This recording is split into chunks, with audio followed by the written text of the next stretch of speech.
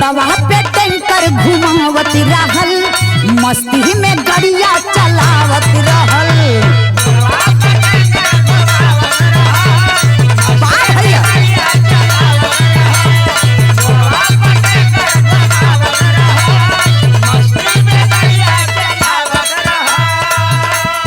मोड़वा पे tanker घुमावत रहल, मस्ती में गड़िया चलावत रहल।